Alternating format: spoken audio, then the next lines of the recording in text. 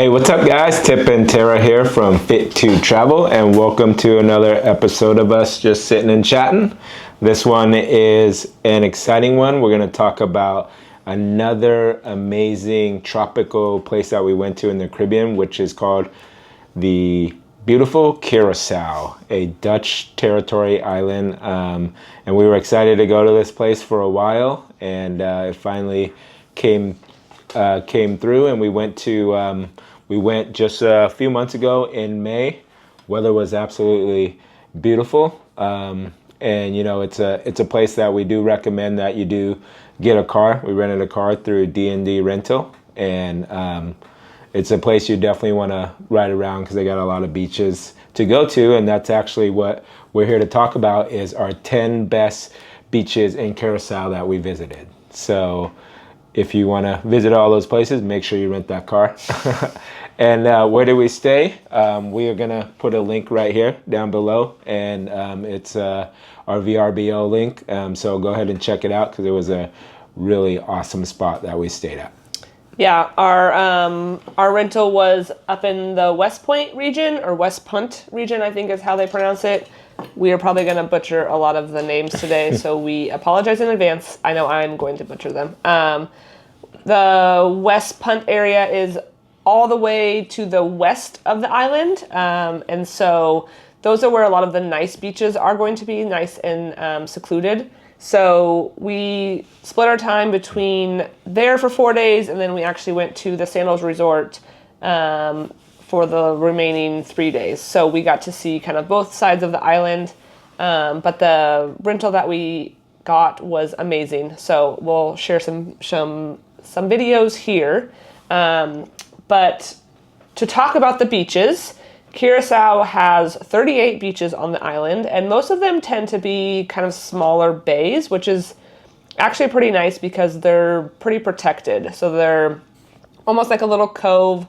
They're not too wavy. They're nice to just kind of wade in the water. There's some good snorkeling, but there's lots of little spots where you just kind of are able to just pull in, park, and go down to the beach. So some of the beaches are going to be public, meaning that you have free access to, and some of them will be private and you'll have to pay. So we're going to go over that when we talk about our 10 best beaches, so you kind of get an idea of the free versus paid ones. And for the video for today, we are going to start from the West Punt area and move down south toward Williamstead, which is the main city in Curacao. And a couple of things that we recommend that you take if you're visiting the beaches in Curacao, because of the way that the beaches are set up, a lot of them being free, a lot of them won't have a lot of like restaurants or bars on them. So we recommend bringing like a portable cooler with some drinks and maybe some snacks. A beach blanket is great because you can rent chairs, but if you have a beach blanket, you can just plop that beach blanket down, which is what we like to do. So you have a place to still sit in the sand without getting incredibly sandy. We definitely recommend water shoes. A lot of the beaches there are actually really rocky. Even just walking from your chair or your blanket into the sand. I think there was maybe one or maybe two that we would have gone barefoot, or we did go barefoot, but we wore our water shoes almost every time just because of how rocky it was compared to a lot of places that we've been. It wasn't that really soft sand that you're typically used to. And then if you are a snorkeler, we obviously recommend bringing a snorkel mask because a lot of these places, a lot of these beaches are just great places to just snorkel off the beach. So it's really handy to just have it with you, and you can just go in and out of the water as you'd like. So we'll link all of those links down below, all the ones that we like to use, just to make it nice and handy for you. Yeah, and the blanket, we have this really cool blanket. We'll link it below, but it comes into this little size like this, and then it'll expand out, and it's got like little tent hooks that go into the sand, and that thing is super handy wherever we go. Yeah, it's super nice to just use. Yeah. All right, so the first beach that we're gonna start is Playa Kalki. This is the first beach that we went to, and it's free entrance to get in, but do notice that the beach is basically lined up with the chairs and umbrellas that you have to pay for if you want to sit on them.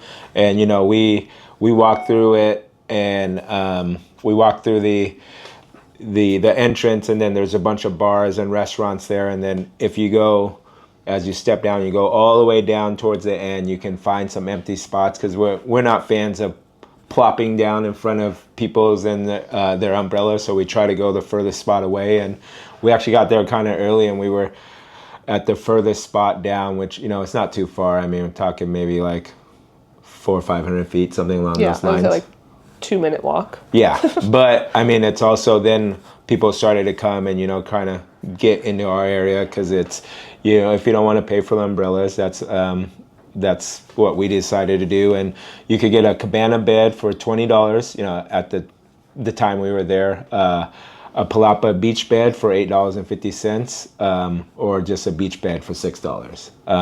The beach was really good. It was it was a good start off to our little beach trip. It's great for snorkeling and diving, and you know, that's the thing in Curacao is a lot of people will do just scuba diving just right off the shore, because there's a lot of beaches that allow you to do that. And then also, this beach is also known for Alice in Wonderland, for the mushroom-shaped coral.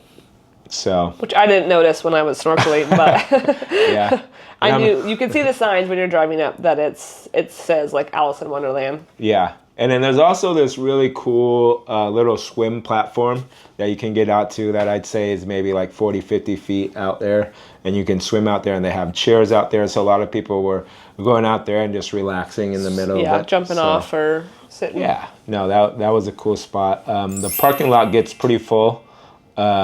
So, you know, we have this video right here. When we first got there, I think we were kind of probably one of only a few cars there. We got there early, and then after we get back, as you can see in this video, the parking lot was just completely full. So, yeah. Yep. Okay, number 2 is Playa Piskado, or also known as Playa Grande. Again, I apologize for butchering all of these. This also, it has free entrance, and there are chairs and umbrellas available to rent. This is known as the Turtle Beach. This is the place that everybody wants to go to see and swim with the sea turtles. This is a popular fisherman beach, so the fishermen end up feeding the scraps of fish into the water for the sea turtles, which brings so many sea turtles and therefore lots of people. We did not go during the day. Apparently it's like the lunchtime hour is like the prime time to see the turtles, because that's kind of when they're feeding. So it's recommended to get there early in the day before that. But we had kind of just stopped on the way back because we were close to that area, and so we kind of stopped by in the afternoon. It was not as busy, but I did not even try to get into the water to see the sea turtles. So I cannot attest that I have swam with sea turtles in Curacao. But this beach has a beach shack with some food and drinks. And they do have a restroom, but there is a small fee for that. So heads up if you're visiting Playa Piskado. But that is one of the really popular beaches in Curacao. So that's like a main one that you'll see if you're searching for like the best beaches. That's like one of the things because of the sea turtles. So the next one we're going to talk about is Playa Forti. I think I pronounced that right, but who knows? But this also is another free entrance place. It's a smaller beach. It's another one that we just stopped by very quickly. It's actually pretty close to our Airbnb. Like, we could have walked there if we wanted to. But one of the cool things about this beach was it was kind of the cliff diving beach. There's a restaurant right there that we went and ate at that restaurant, but a lot of people would jump off that and then swim to the beach. And it was cool. It was a cool spot. We actually, when we got there, it was kind of later at night. We were kind of on our way home. and somebody was looking to jump, and we kind of waited for him, and he didn't make the jump, but a lot of people jumped from there. Yeah, and there's lots of corals and stones on the beach. So this beach was a little bit rockier, like just on the beach. So it's one that we probably wouldn't hang out at too long just because of the rock. But it was actually a really cool, pretty place, and it was just really, it's a great place to watch the sunset. Mm-hmm. So, and it's really close to other beaches too. So if you, kind of use up your time there, you can go and stop by another beach in the area. Yeah. Okay, number 4 is, I'm going to totally butcher this. I'm going to say Grote Knip, and I'm sure that's totally off on how you... I would call it Grote Knip. Grote Knip. Anyways, I'm sure it's still way off. This is another really popular beach on Curacao. This has free entrance, and they have chairs and umbrellas to rent. If you're visiting this beach, we recommend getting there early because this one does fill up very quickly. Parking lot can get very full. We stopped by one day in the afternoon first here, and the parking lot was completely full. We didn't even find a spot, so we just kept driving. But when we came back again, we got there probably at like 9. Yeah, it was early. Yeah, we were able to get a good spot. There was hardly anyone on the beach. This one has a great view from not quite the parking lot, but a few, 100 feet from the parking lot. You can kind of overlook the beach, so it has a great panoramic view of the beach and the bay. You'll see the picturesque blue water and white sandy beach. The Instagram spot, yeah, for sure. It's definitely a great Instagram spot. And then they also have at the top in the parking lot a lot of food carts available. We stopped there on our way out and got some food because there's nothing down below. But they do have like a little dive shop down below where you can like rent snorkel stuff and dive stuff and fun water activities. But this is a really pretty beach. It just gets very, very popular. Yeah, I really like the beach, and we were there early enough, and we got a bunch of good photos and stuff while nobody was there. All right, so the next beach is Klein Knip. This was actually a beach that was really close by, and I enjoyed it quite a bit because it was smaller, and it was kind of just like the overflow if you don't want to stay at the other one. And as we went there, we found this little spot just off to the right, and it wasn't far at all. You're talking about just a couple steps from where the umbrellas were, and it was just a place that we found ourselves just relaxing, and not that many people there at all at the time because there's not too much parking there, and it was just a really cool, relaxing place, and it seemed like we had a little bit more locals at that area too. Yeah, so. This one is a lot closer to the beach from the parking lot, whereas Grote Knip, it's quite a good walk from the parking lot. You have to go down some stairs to get down to the beach, so keep that in mind if you're visiting, like lugging around a lot of stuff. This one is so much quicker just to like park, and you're right there on the beach. Yeah, and the snorkeling, Tara did a little bit of snorkeling just right there, and seemed like you got it seemed like some good snorkeling, and like we said, it felt like when we're in the water, we're just literally right in front of us, and there wasn't many people out there at all, so that was cool. And it still has the same, like, to us, we thought it was the exact same water quality, color, and the sand as Grote Knip. It's just a smaller bay. Yeah. Grote Knip is longer, and Klein Knip is little. If you haven't figured that out, it's little beach compared to Grote Knip, but it's just a smaller little area. So definitely, I think, don't miss Klein Knip. I think everyone just goes to Grote Knip and then kind of skips Klein. Yeah. Okay, so number 6 is Playa Jeremi. This is another free entrance beach. We ended up paying $15 for 2 chairs and an umbrella. But this one, there's no amenities. There is a porta potty in the parking lot. This one seems like it's a little bit more of like where the locals go. Didn't seem like there was a whole lot of people coming and going. And I think partially that's because there's no amenities, no restaurant, no bar, nothing like that. And the beach itself is a little bit rockier than sand, I think. Like it's a mixture of small rocks and maybe some coral. So this is definitely one that you're going to want some water shoes. But I think the water itself was actually really nice. Yeah. It is like a little bay still, so the water was really calm. And this one there, the parking lot does have like a security guard. It said from like 10 to 6, I think it said. So they're kind of like strolling the parking lot pretty often, which I didn't see a lot of other security guards at other beaches. Yeah. So something to keep your eye on. But this is just a small little cove. You have to go down some steps to get there, and there's not a lot of, there was maybe, I mean, there's like one line of umbrellas and beds right in the front.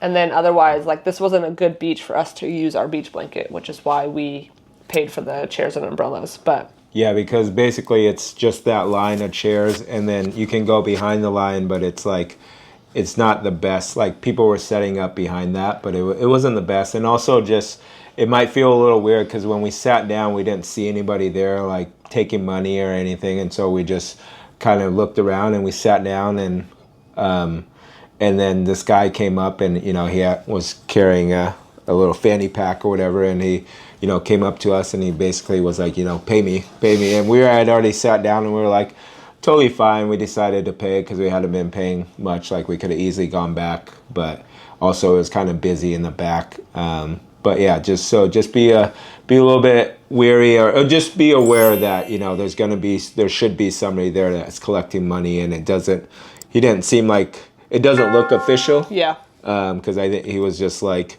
on his phone and just kind of, yeah. So just be aware of that. There will be somebody, if you sit down, there will be coming to collect money from you. And that's how it is at most of the free beaches that you have to pay for chairs and umbrella. There's no like official person that you're gonna pay.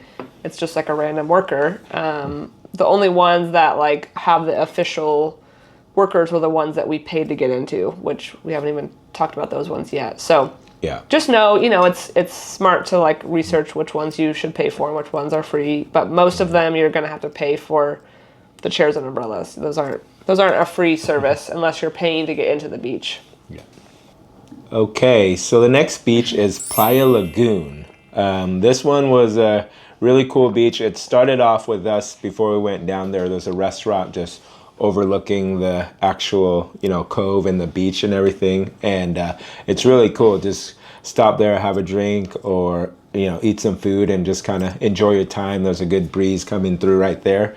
And then when we got down to the beach, actually, if you park at the restaurant, there's stairs to go back down. Just ask them where to go, but so you don't have to move your car if you don't want to. But you just walk down the steps, and we got there. It was later in the day, so like a lot of the chairs were already getting put away. It was like 4 or something. Yeah, and a lot of the locals were getting off too at that point, and so it actually wasn't busy when we were there because, you know, everybody was starting to leave and head back or whatnot. But like, there was a lot of snorkeling just off the side. There were a lot of rocks to the left, and you could go out there snorkeling. But I really liked this beach. It was kind of unique because it was just right along 2 cliffs, and then so you had this just beautiful view out looking at the cliffs and then just out there. But yeah, it was a really cool, relaxing beach. And then, you know, like, luckily for us, we caught it when it wasn't busy. So yeah, it's a good one for sunset. Yeah, there's no umbrellas out when we were there. It could have been because it was later in the day. But there was, yeah. You could rent chairs for $5, and then check out that restaurant. But the water was awesome, and the snorkeling was good too. So we just saw a lot of people snorkeling there. Yeah. All right, next beach is Cas Abao. Cas Abao. Yeah, anyways. Cas Abao. I don't know. Cas Abao. Anyways, if you know, comment down below. Okay, so this beach is a little bit of a longer drive from the main road. And it is kind of like a rocky road. It does require to pay to get in. It's $6 per car, Monday through Saturday, and then $7 on Sundays and holidays. So know that, because once you drive down that long road, you're not going to want to turn back around if you don't feel like paying. However, this was one of our favorite beaches. You can rent a beach chair for $3. This was, I think, the biggest beach that we visited, like the longest beach. Yeah. And also probably the busiest beach that we visited when we were there, because we were there during like kind of prime time. But it didn't feel like it was too crazy. Like, that's long enough that there's enough room for everybody. There's good snorkeling. They have a beach cafe with lots of food and drink options. They have bathrooms and showers available. I think the showers you do have to pay a small fee for. And then they even have free Wi-Fi available at the beach bar. So this beach has a lot available to it. So even though you're paying to get in, there's a lot. You could spend your whole day there and, you know, have the food, have the bathrooms, all that stuff. So it's kind of like a one-stop shop, whereas some of the other beaches you might only want to stay for a couple hours just because there's not a lot of amenities around. And this one has great snorkeling. You know, we just enjoyed this one a lot more than I expected, just because of how busy it was going to be. This is a popular beach for cruise passengers. Yeah. So there's people coming and going all the time, but because of how like big it is, it was able to like hold a lot of people, and it didn't feel overwhelming. Yeah, definitely. Like, how long it was definitely good because it was spaced out, and yeah, we were actually able to catch it when it wasn't too busy. So yeah, I really enjoyed that beach. Mm-hmm. All right, so the next beach is Blue Bay Beach. This one was an awesome beach. I really liked it. One, because we were actually golfing at Blue Bay Golf Course right before it, and it was scorching hot. Even though we played in the morning, it was scorching hot. By the time we got done, we just couldn't wait to get in the water. It's located on the resort. It's just a little bit of a drive away from the golf course, but as you get there, and we found the right timing. It must have been like just, you know, people were at lunch or whatever, but it wasn't super busy when we got there. You do have to pay to get into this beach. There's just right at the entrance, they will have a little stand right there with one or two people in there, and they're just collecting money. It's $12, $6 for kids, $12 for adults. And, you know, I think it was well worth it. We stayed there for probably 2 to 3 hours just enjoying it, because there are a lot of amenities there. There's, you know, the resort right there to the left, and it was just a really good place. They had a restaurant that they would just serve you to your chair and your umbrella. Yeah, you could actually order from your chair, and then they would just bring it right to you. Yeah, so that was really convenient, and it was just it started to get a little bit busy, but it was spaced out enough, like, to where it wasn't super crowded or anything like that. So it actually ended up being one of our favorite beaches. Yeah, this one I heard can also get really popular because the gated community is really big. So there's a few different resorts. There's a bunch of different like villas that all rent right there, and they all kind of filter into that beach. So it can get really busy. I think maybe just the timing that we were there, it wasn't too bad, and it is a bigger beach that has a lot of space for everybody. So I think that's good. But the sand is really nice. Mm-hmm. It's got like a nice soft sand. The water is gorgeous. Yeah. It's one of those picturesque beaches. And then kind of over in the corner, we'll show a video, but there's some beach beds and beach palapas that are for sale that are like kind of overlooking the water. So it's kind of like a little bit of privacy that you can rent those out, and it's like a little bit more quiet over there. So that was really cool too. Okay, and our last beach is Santa Barbara Beach, which is actually the Sandals Resort Beach. So this is obviously a private beach. It's only for Sandals guests. So if you're not visiting Sandals, you can stop watching, I guess. But this is a small little inlet protected by waves, and it's a good sandy beach. It's like a little shallow area that you can like wade in, but there's like a almost like a walkway that like blocks any boats or anything like that coming through. So it's like this small beach. The sand is really long, so you can walk for a long time. We really enjoyed this beach. It's just like a little bit more relaxing than any other beaches. Obviously, it's a private beach, so it has a different feel than all the other ones. People aren't just coming and going as they please. But if you are visiting the Sandals down there in Curacao, make sure to check out our review of Sandals Royal Curacao. We'll link that here, so you can get a good idea on what the resort as a whole is like, as opposed to just the beach. Yeah. All right, so that's our 10 best beaches that we visited in Curacao. We also did a video like this about our 10 best beaches in Antigua. And right now we're going to compare them. So if you're thinking Antigua and Curacao, we'll just do a quick comparison. And I'll go first. I will have to say I think I like the Antigua beaches better. I would agree. Yeah. Antigua and Barbuda, they have way more beaches available, which means the beaches are less busy. But I think the water in Antigua is by far better than Curacao. Yeah, I agree. No offense. Curacao beaches are beautiful too, but they're different. Antigua has a lot more of the white sandy beaches, whereas Curacao is rockier. Yeah. So to us, that's... Yeah. I think in Antigua, all of their beaches are public. So you can go to any beach, well, 90%, 99% of them. Yeah. Maybe one or two on a hotel. If you are a diver or a snorkeler, I would say lean towards Curacao, because that is what Curacao is really known for, is their snorkeling. Their snorkeling, from what I didn't do a ton of like snorkel excursions on either place, but from the beaches and where snorkeling from, the snorkeling was better in Curacao. But the beach itself, Antigua wins that one. Yep, I agree. So, thanks for watching. If you made it all the way, please like, comment, subscribe, and make sure to watch all of our other videos on Curacao. Yeah, we'll see you in the next one. Peace.